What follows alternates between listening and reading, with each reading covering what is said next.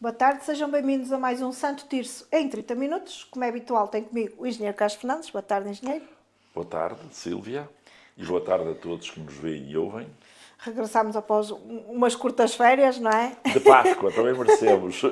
Tem que ser. Hoje vamos começar por falar do aniversário de Vila das Aves. Foi no passado dia 4 de Abril, a passagem dos 71 anos de elevação da freguesia de São Miguel das Aves a Vila das Aves, Exatamente. em 1955.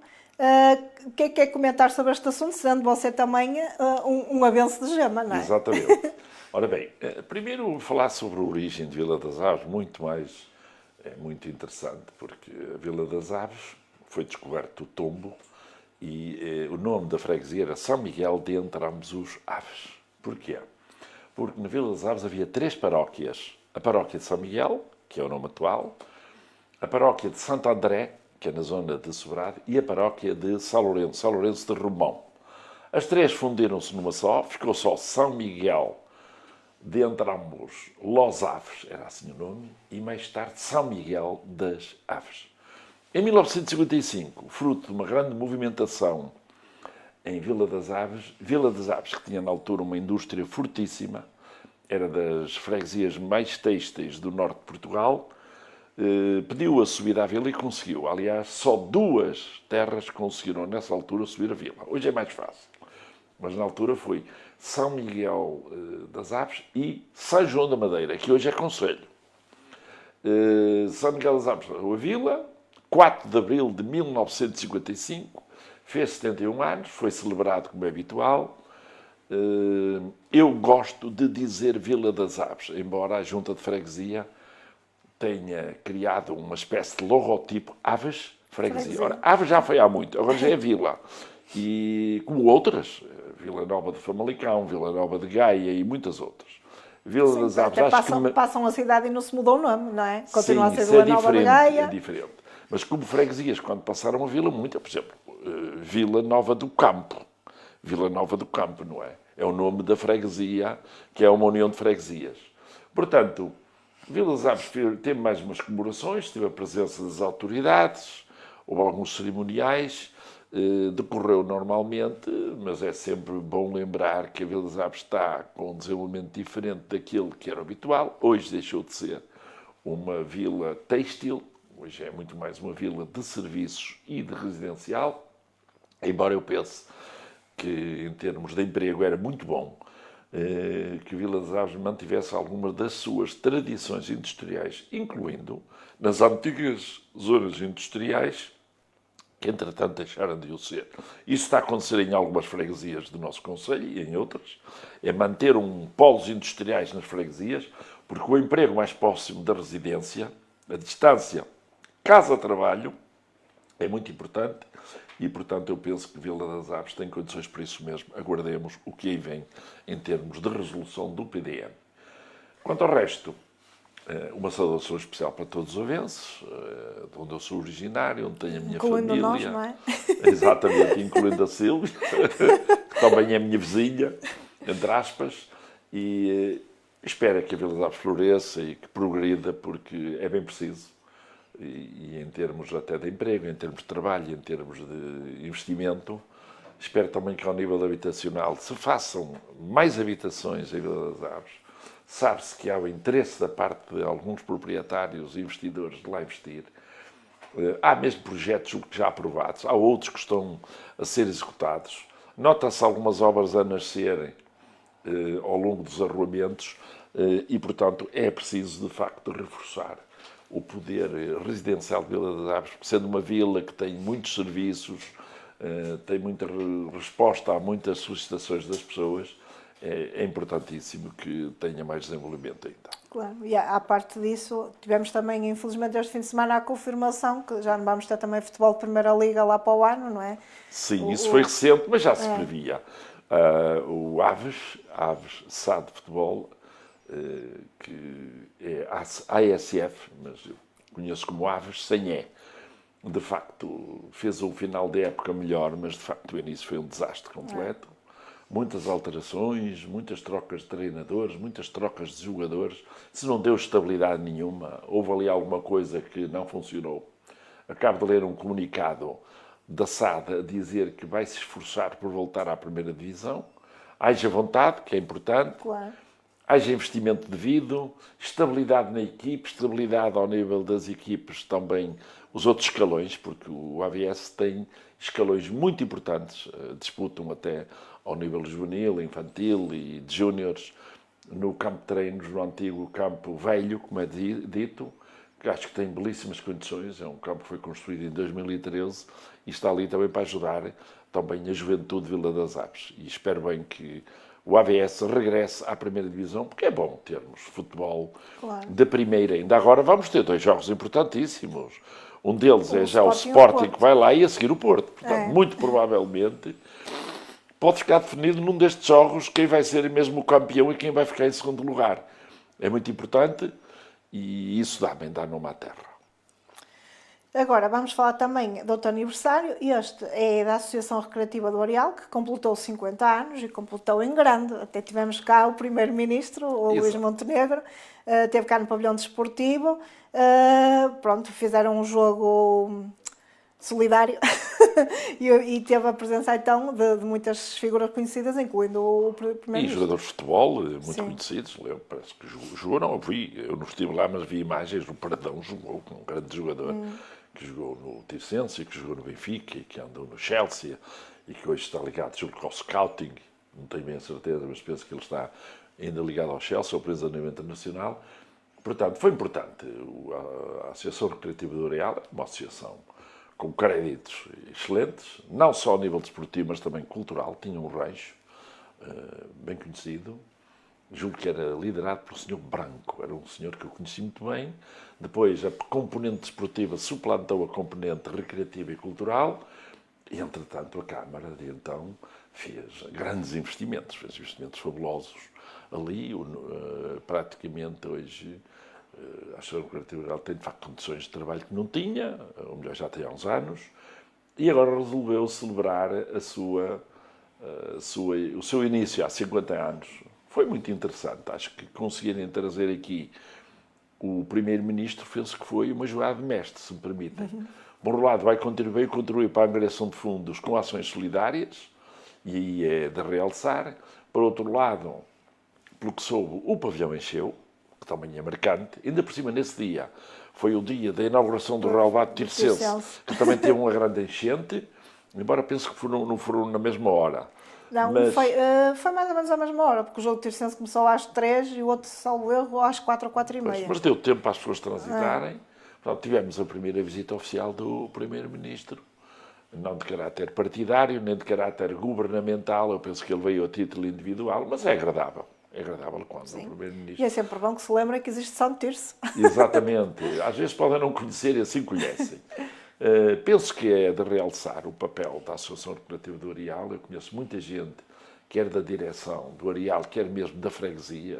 Uma das pessoas que eu conheço muito bem, que hoje está ligado à União de Freguesias, é o Joaquim Nunes, que também esteve muito ligado, e está muito ligado ao Areal, que é um elemento de trabalho muito importante, e há muitos outros elementos que o clube, de facto, a associação é uma associação eclética, e isso permite-lhe desenvolver uma freguesia inicial que não era muito grande, mas que tem uma grande proximidade aqui ao centro da cidade e, inclusive, até em termos residenciais, tem tido algum desenvolvimento e isso pode contribuir também para a melhoria da própria União de Freguesias da cidade de São Tirso. Falando agora do Tirsense, como também já tocou há pouco, no mesmo dia tivemos então a tão esperada inauguração do novo relvado, o Futebol Clube Tirsense. Ou seja, uma melhoria nas instalações, também por este ano terminou o campeonato, o Tirsense mantém-se no Campeonato de Portugal, pronto, para o ano. Tendo andado com a casa às costas, que é muito mais difícil. Foi uma época um bocadinho atípica, não é? Porque realmente mesmo treinos. Mas também jogou num campo municipal, que é o Vilarinho Futebol Clube, tem um estádio que é municipal. Foram bem recebidos. As pessoas não sabem. É. Foram, não, e o estádio é municipal, é lógico que esteja ao uso de todos e não só de alguns, embora o Vilarinho, lógico, tenha um privilégio, como é natural. Aliás, o Vilarinho está-se a portar muito bem, isto é uma à parte, parece que vai à final também da taça da Associação de Futebol de Porto. A nível do campeonato não estão tão bem, mas vão à final da taça. Já ganharam uma vez, lembro perfeitamente, e agora vamos ver se ganham a segunda. O Tirsense, de facto, fez praticamente um novo relevado. Eu sou do tempo em que foi feito o primeiro relevado, que foi há coisa de 40 anos, mais ou menos.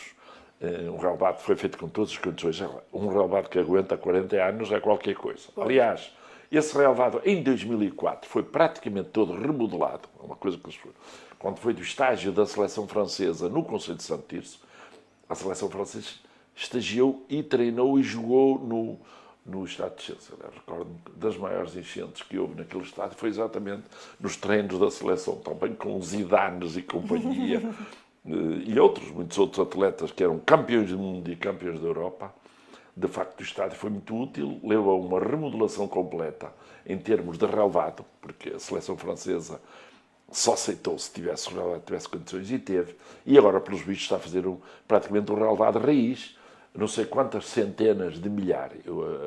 Eu ouvi falar num, mas nem eu quero dizer que custou esse trabalho, mas se for um trabalho que tenha consequências positivas, se o campo tiver uma drenagem boa que lhe permita não acumular água, nomeadamente quando chove muito. Para já, não é? Ainda não tivemos o teste com muita água, mas para já... E depois, se tiver uma boa manutenção, porque um campo de um relevado natural de futebol precisa de uma manutenção quase que diária, não é? Claro.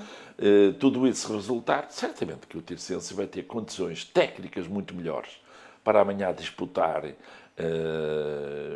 melhores condições o seu campeonato e até pode vir a subir divisão. Porque sem condições, como diz o povo, sem ovos não há omeletes, e portanto sem condições o Tirsense tem dificuldade em subir. E havia várias razões, ou porque tinha de andar com a casa às costas, ou porque chovia muito, ou por isto ou por aquilo. Não, eu lembro-me das épocas passadas, realmente o relevado não era a desculpa para tudo, mas era um grande problema quando chovia, porque aquilo estavam a jogar num lamaçal completo. Nós bem víamos... Eu penso que a atual direção do Tirsense, eu sou sócio do ABS, sócio do Tirsense há muitos anos, há mais. Sou desde 68 sócio do Aves e sou desde 82 sócio de Tirsense.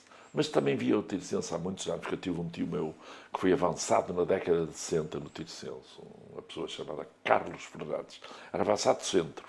Portanto, eu já conheço este meio há muitos anos, mas espero bem que agora, com estas mudanças, com estes objetivos difíceis que estão a ser traçados pela direção, pode ser que consigam dar o salto, porque o Tirsense já esteve muitas vezes na segunda divisão nacional e na primeira divisão. Eu assisti à maior parte dos jogos do Tirsense neste estádio, a jogar contra os grandes clubes em Portugal, já recebeu aqui seleções, já teve jogadores do Tirsense que foram selecionados para a seleção nacional. Recordo-me dois, o Festas, que esteve no Mundial de 66, e o Caetano, sabe o Caetano, que jogava na divisão, jogou num jogo no Canadá, em Toronto, num jogo Portugal-Canadá, e ele foi selecionado e jogou. Portanto, o Tirsense tem um grande historial desportivo, está a fazer este ano com um ano de grande atividade. Parabéns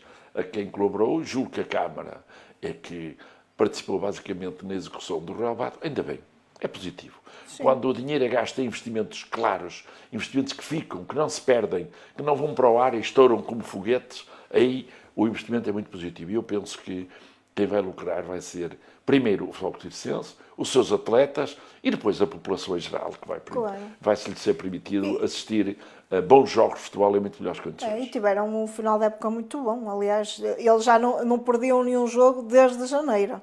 Eu acho que se o campeonato tivesse mais umas 4 ou 5 jornadas, ainda conseguiam chegar lá. Por isso, o que é importante, lá está aí, que nós também entrevistámos alguns adeptos no final da partida, é que realmente haja também um projeto de continuidade, o que também tem faltado um bocadinho, e depois acabam de começar sempre do zero, é mais complicado. Mas penso que esta direção atual já tem vindo a transitar há várias épocas e nota-se exatamente a estabilidade diretiva. Quando há estabilidade diretiva, isso é muito importante. E nesse aspecto é positivo. O que dá estabilidade desportiva é estabilidade diretiva também. Porque depois não há tantas aquisições de novos jogadores, nem novos treinadores. Começar sempre tudo do zero, o campeonato já é tão curto. Começar sempre tudo do zero, quando as coisas estão a carburar bem, é quando já termina, não é? Por isso, aguardamos para o ano o Tirsense esteja já a caminho de outros patamares. Deixámos os parabéns ao Tricense que se manteve e deixámos também aqui, pronto, o São Martinho infelizmente desceu novamente para o Campeonato Distrital, também correu menos bem esta fase final. Tem possibilidades de recuperar, tem boas instalações, tem uma boa assistência, tem muitos sócios, tem também muitos atletas, pronto, esperemos que volte.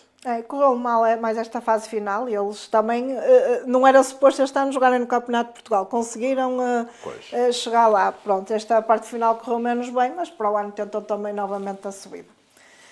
Agora vamos falar de um cruzamento que nós já falámos cá várias vezes. Já se torna um assunto repetitivo, mas efetivamente é um assunto que está sempre na ordem do dia aqui em Santo Tirso e nesta semana mais um acidente grave até, que é o cruzamento da Escola Tomás Pelaio. Continua sem a sinalização como tinha antigamente e continua a dar problemas, não digo diariamente, mas se calhar quase todas as semanas há lá um acidente. Aquele cruzamento, eu já tenho falado dele muitas vezes aqui, tinha semáforos em 2013, mas acho que foi em 2014. Eu sei em 2013 e em 2014 resolveram tirar os semáforos. Quanto a mim foi um grande erro.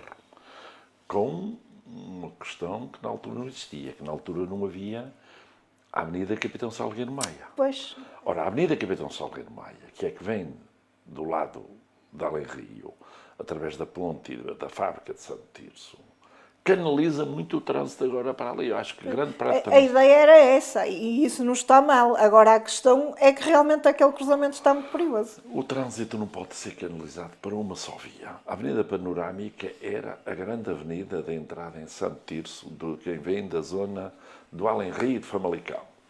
Com a execução da nova Avenida Capitão Salgueiro Maia, que vai dar à Rua da Indústria, o cruzamento da Rua da Indústria com a Rua Samento da Batalha e com a Rua Fernando Pires de Lima. A Fernando Pires de Lima é que passa em frente à Escola Secundária Tomás Pelaio. A Rua Samento da Batalha é uma das ruas maiores e mais compridas de Santo Tirso, com muito trânsito. Portanto, ali o trânsito flui. Ora, as pessoas que circulam, nomeadamente, ou da Rua Fernando Pires de Lima ou da Rua Samento da Batalha, circulam normalmente porque têm a prioridade, mas as pessoas que vêm de baixo da Rua da Indústria perdem a prioridade por causa dos sinais que lá estão. Claro. O que é que sucede? Quando se distraem, aparecem no meio do cruzamento a bater noutros. E foi isso que aconteceu no outro dia. Mas nem é questão de se distrair. Eu já passei lá. Não há muita visibilidade para ver quem vem da... Tem de parar. Está bem que nós temos de parar, mas mesmo parando... Tem stop, tem de parar, não há argumento. Ali um bocado a meio, a medo, não é? Porque pode vir um carro com mais velocidade do outro lado. Em termos de código da estrada, o stop é stop. Olha, eu vou-lhe dizer uma coisa.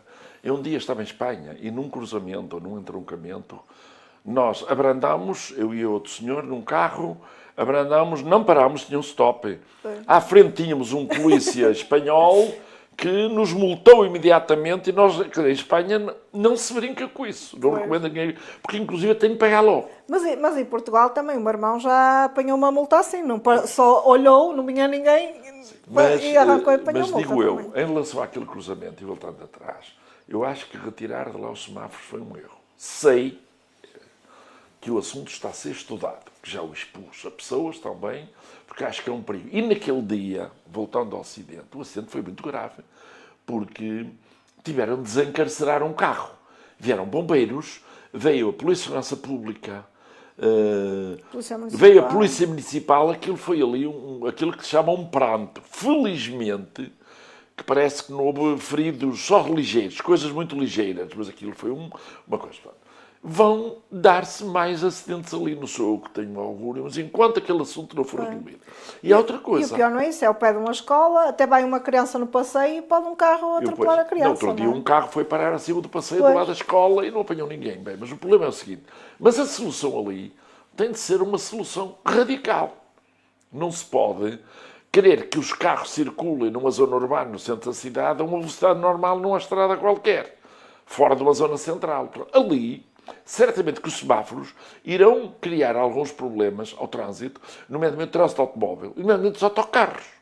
Mas faz parte do processo. Nas grandes cidades também há semáforos. Os semáforos têm por objetivo exatamente regular o trânsito e dar prioridade aos peões nos atravessamentos de passadeiras, provocando menos acidentes. Portanto, espero que a Câmara estude bem o assunto. Como disse, sei que os serviços estão empenhados em arranjar uma solução. O erro não é de agora, o grande erro. O erro foi cometido em 2014, já lá vão 12 anos. Vamos a ver o que vem aí. Pois, mas agora como resultado. requalificando aquela zona, como foi feito, podia ter sido já pensado isso, não é? Ainda para mais. Não foi por falta de alerta. Pois, é que levou mais trânsito para aquela zona. Já estava crítico, agora tem mais trânsito, daí Exatamente. mais acidentes. Pronto, mas aguardamos novidades também. Exatamente. Este cruzamento... E confiamos no futuro. Este cruzamento faz sempre parte dos nossos programas, por isso também vamos estar cá. É um dos temas, não é? Para evitar problemas. Exato, quando tiver a resolver também vamos estar cá para elogiar que correu bem. Exatamente. E que agora as coisas estão melhores, não é? Agora, falando de outro assunto, lá está, a nossa cidade é conhecida por muitos parques, e o que é bom também, promove a natureza, a prática do desporto. Temos recebido algumas queixas de leitores a alertar, também para comentarmos aqui, sobre o mau estado do Parque do Ribeiro do Matadouro. O que é uma pena, é um parque também muito bonito, um bocadinho mais isolado, digo eu, para ir sozinha tenho um bocado de medo, mas é um parque muito bonito. De dia não há problema nenhum e com pessoas. Circulam lá várias pessoas, até porque está ali muita população que vive à volta. Não, a cidade de Santíssimo e o Conselho tem parques fantásticos. É lógico que eu gosto muito de alguns e gosto também dos outros, não é? Mas o Parque de Dona Maria II é um exemplo, o Parque dos Carvalhais, a Praça Conde São Bento, o Parquinho, como é conhecido, o Parque de Rabada, como eu sempre lhe hei de chamar, desculpa, todos os problemas que possam existir. O Parque de Gelo, o Parque de Gelo, que é mais recente. Está agora, o que eu noto é uma coisa, há uma preocupação de fazer novo, e eu concordo. Aliás, o Parque Ribeiro do Matadouro tem uma segunda fase que um dia há de ser feita e que foi já anunciada, inclusive, pelo Executivo a partir de 2015, mais ou menos, que era a segunda fase do Ribeiro do Matadouro, que era para ligar ao Passeio das Margens do Ave, portanto, com apoio no Ribeiro do Matadouro. O Parque Ribeiro do Matadouro é um parque, de facto, muito bonito. Foi alvo de um concurso, de muitos arquitetos que concorreram. Quem ganhou, isto foi numa candidatura à Europa, chamada Europa 9, foi selecionado, foi considerado um dos parques melhores mesmo em termos ambientais, mesmo em termos de arquitetura. Mas aquilo que se nota é que eu passei lá e fiquei, de facto, admirado. Aquilo está muito destruído, muito abandonado. Penso que não é preciso muito dinheiro, uma pequena empreitada que resolverá o problema e aquilo restaurará, voltará ao natural, porque aquilo, por exemplo, agora no período de verão, é um parque fresquíssimo. Por outro lado, aqui muito próximo da cidade, não é? Por outro lado, há ali o centro da cidade, as pessoas moram ali, na Rua de Tapado, mesmo os trabalhadores que trabalham no Contact Center, mesmo os moradores de toda a encosta nascente, portanto, a Rua de Picoto, aquilo, aceder ali é facílimo, portanto, o apelo é no sentido de que seja feito um pequeno caderno de encargo, um orçamento, um pequeno concurso e resolva o problema, porque penso que o problema nem sequer é a falta de dinheiro. Vale a pena visitá-lo para perceber porque é que vale a pena recuperá-lo, até porque tem uma vegetação lindíssima, é feita num vale, o vale do Ribeiro do Matadouro, e recordo que o nome foi votado em Santo Tirso para ser escolhido aquele nome, foram propostos vários nomes, como ali era o Matadouro e era o Ribeiro, era conhecido por Ribeiro do Matadouro, ficou o Parque do Ribeiro do Matadouro, que algumas pessoas não sabem porquê, mas ficou a saber. E neste momento há que recuperá-lo. Bem, o verão, pode ser que ainda haja tempo de pôr a funcionar e até julho, agosto. Exato, e lá está. E se fizer as manutenções atempadamente, não chega àquele estado de degradação. Exato. Eu acho que esse é um problema que não é só no parque, nem é só em Santo Tirso. O problema é que as operações de manutenção de equipamentos públicos em todo o lado são esquecidas. E é mais promovida a obra nova. Portanto, a obra nova é conhecida como a obra que dá votos, entre aspas. O que é novo, se não for estimado, fica velho. Claro. O Parque de Gião tem de ter manutenção permanente, porque é grande e precisa. O Parque de Rabada já foi alvo de manutenção. A próprio caminho das margens do Ave já também foi alvo de manutenção no pavimento. Portanto, é preciso recuperar sempre. E agora também, uma grande novidade, que aproveito para dar, que é uma grande iniciativa da Câmara, que veio publicada num órgão de informação local, que é a demolição da antiga fábrica de malhado e a continuidade do caminho das margens do Ave até ao estacionamento da estação de Santo Tirso. Portanto, é uma obra notável, não vai custar muito dinheiro. Houve ali um problema de propriedade, porque aquela fábrica antiga velha foi comprada em asta pública ou foi comprada às finanças, sem que a Câmara, na altura, se apercebesse exatamente do que aconteceu, e depois para a Câmara vir a recuperar aquele terreno, ou vir a tê-lo na sua mão. Olha, demorou em uns 14 anos ou mais. É o problema. Pronto. Mas vai ficar muito bem, aquilo vai ficar tudo desimpedido, o acesso ao parque vai ser muito mais amplo, aquilo vai ser muito mais seguro, pode aumentar mesmo a zona de estacionamento e é também uma grande iniciativa da Câmara de Santo Tirso. Claro. Saúde a Câmara por isso. Até Sim. porque dá execução final a um projeto que já tem muitos anos, que é o projeto dos passeios da margem do Ave.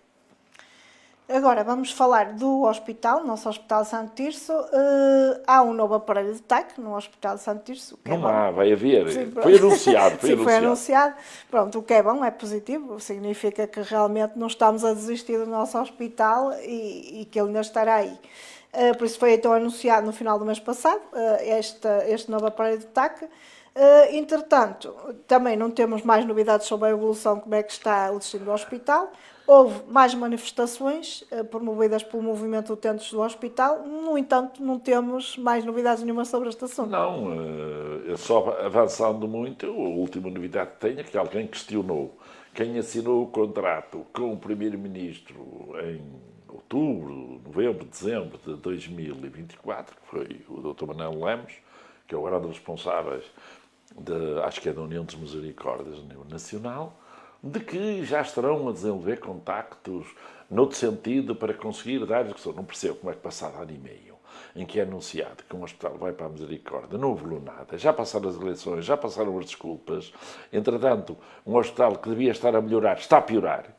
Entretanto, também já mudou o Conselho de Administração da OLS. Este OLS parece estar a ter algumas iniciativas, não só aqui, mas também em Famalicão. É engraçado que aqui a promessa é de investir 1,5 milhão no Hospital de Santo Tirso, no Centro Diagnóstico Integrado, que inclui o TAC, inclui também alguns serviços que já estão a funcionar há muito. Raio-X e coisas do género, ecografias, análise e tudo. Agora chamam-lhe um CDI, um Centro de Diagnóstico Integrado, que será o único em Portugal. Duvido um bocado, porque os grandes hospitais não tenham esta integração já a fazer. É positivo. Este TAC já esteve incluído em vários orçamentos de Estado. Aliás, com o atraso que houve provocado pela tentativa de passar o Hospital para a Misericórdia, isto também pôs em causa mesmo este investimento, perceberam que o dinheiro podia ir. E eu penso que este dinheiro ia mesmo ao ar, porque é dinheiro do PRR, do Plano de Requalificação e Reabilitação. E, portanto, é uma boa iniciativa. Agora, o que foi estranho foi as movimentações políticas. Eu nem vou entrar muito em pormenores para ver quem é que levou a taça, não é? Alguém que vai a correr a dizer fui eu. Depois, a seguir, o LS percebe que se precipitou ter recebido um partido por causa de um assunto que era um assunto de Estado, chamemos-lhe assim. No dia seguinte reúne com o Presidente da Câmara e mostra que, afinal, há um acordo entre a OLS, a Unidade Local de Saúde do Hospital de Santo Tirso, Famalicão, com a Câmara Municipal. Depois, procura-se fazer a minúcia da descrição de tudo o que aconteceu, resumido e concluído. Para o Hospital de Santo Tirso, se queremos um melhor e maior hospital, só há a união. Porque senão teremos 3 correntes, não é? Correntes partidárias, correntes ao nível municipal e depois as correntes dos utentes. Portanto, não, é preciso unir tudo. Partidos, Câmara, o LS e utentes. Já houve mais uma manifestação dos utentes a perguntar o que é que está a acontecer. De facto, não há nada de novo. A senhora Ministra... Vai-se anunciando coisas e depois... A senhora Ministra da Saúde tem tantos problemas, coitada, que ela nem tem tempo de ir a Santo Tirso, já teve tempo de ir a Famalicão. Ver Famalicão, não é? Aliás, como eu ia dizer há bocado, enquanto Santo Tirso teve nestes investimentos 1,5 milhão de euros, segundo diz o LS, em Famalicão vão fazer uma nova ala pediátrica e vão lá gastar 3 milhões. Não há problema nenhum, mas gastem valor idêntico aqui, até porque parte da pediatria podia estar aqui. Até porque partes do hospital de Famalicão, que constitui a OLS, a Unidade Local de Saúde, Santo Tirso, Famalicão, podiam estar aqui. Podia haver complemento de utilização. Se calhar o outro até está porque, em esforço de pessoas, já temos aqui um pronto a usar. Aqui foi feita uma grande unidade, onde foram gastos 6 milhões de euros. É preciso dar uso àquilo e maior produtividade. Porquê é que não se faz mais obras para requalificar o hospital Sabe-se perfeitamente que é quase impossível construir um novo hospital aqui nesta zona do Val do Ar, no Médio Ave. Portanto, há que valorizar os dois hospitais. Mas este também é um hospital importante, não é? Claro. Serve uma população, aliás, o Centro Diagnóstico Integrado, vi na notícia da OLS que vai servir 106 mil utentes. Isto que é Santíssimo e Trofa. Portanto, há que terem atenção tudo isto e espero bem que alguns cruzamentos, alguns protagonismos sejam evitados. Basta ler eu ontem estive a ler os comunicados que foram emitidos pelas entidades. Disse, meu Deus, como é que se vai sentir aqui unidade para ultrapassar os nossos problemas de saúde pública em Santo Tirso? Pode ser que já veio cá o Luís Montenegro, agora pode ser que venha cá a Ministra da Saúde. Pode, mas o Luís Montenegro vai jogar à bola, não é? A senhora Ministra da Saúde possivelmente não joga à bola. Também pode vir jogar à bola desde que passe no hospital. Sim, desde que resolva os problemas do hospital. Exatamente. Senão pode até não lhe correr bem a visita, não é? Já aconteceu em alguns. Agora, para finalizar os assuntos de hoje, vamos dar-se aqui também nota da tomada de posse da nova Comissão Política do PSD, do Conselho de Santo Tirso. Foi no passado fim de semana, sexta-feira, salvo erro. Tomaram então posse os núcleos de Santo Tirso e de Roriz, com a presença de dirigentes nacionais do PSD. Exato. Esteve cá, teve o Ricardo Pereira, não é? Esse foi o candidato eleito. Sim, que é aqui de Santo Tirso. Recandidato, não é? Exatamente, também faz uma continuidade no seu mandato. As eleições autárquicas ocorreram há pouco mais de 6 meses. Entendo que estas movimentações do PSD a nível local têm a ver com as futuras eleições internas no PSD ou mesmo com as eleições autárquicas de 2029? Eu vou começar pela parte final. De facto, há eleições internas. Também o Luís Montenegro marcou um congresso, entre aspas, apressado, julgo que em maio, exatamente para resolver o problema interno, porque parece que o Dr. Passos Coelho deu alguns sinais e ele resolveu provocá-lo, mas possivelmente o Dr. Passos Coelho não é desta que se vai candidatar e o Dr. Luís Montenegro lá continuará líder do partido. É claro que a Conselhia também fez a sua eleição, que foi atrasada quase 2 ou 3 meses, porque ela era para acontecer em dezembro e aconteceu, julgo que em fevereiro, março. E ganhou quem lá estava, porque teve um bom resultado. Em termos relativos, nas autárquicas, duplicou-se o número de votos, aumentou o número de vereadores, conquistou mais 2 freguesias. E aquilo que se nota é aquilo que se tem que dizer. É a primeira parte da pergunta que me faz. Nota-se que o PSD em Santo Tirso está com uma grande atividade. A Comissão Política, o seu Presidente, estão a fazer visitas às freguesias já no início do mandato, coisa que eu raramente vi o partido da oposição, que para as eleições, logo a ser as eleições, aparecer tão ativo. Nota-se que há, de facto, do PSD, nomeadamente o seu presidente, o Ricardo Pereira, ele trouxe aqui a Santo Tirso o Sebastião Bugalho, que é hoje uma espécie de vedeta europeia, é o colonável do grupo, e trouxe mais pessoas. E também se nota que houve grande participação na tomada de posse, pelas imagens que se vê. Portanto, aguardemos. Certamente que o PS não estará parado. E não está.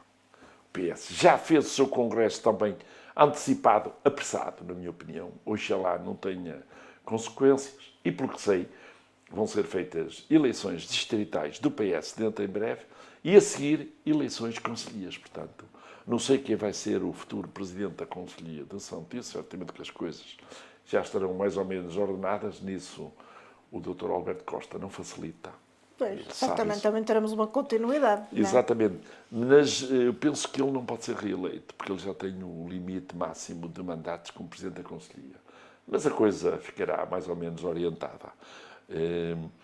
Portanto, o PS também está atento, já teve o seu congresso, já se sabe o rescaldo do congresso, foi eleito agora o novo secretariado do PS Nacional. A nível de Conselhia vamos ter eleições em junho, a nível distrital acho que é agora em maio, possivelmente a distrital vai continuar o atual presidente, o Nuno Araújo, presidente da distrital, e portanto os partidos estão ativos.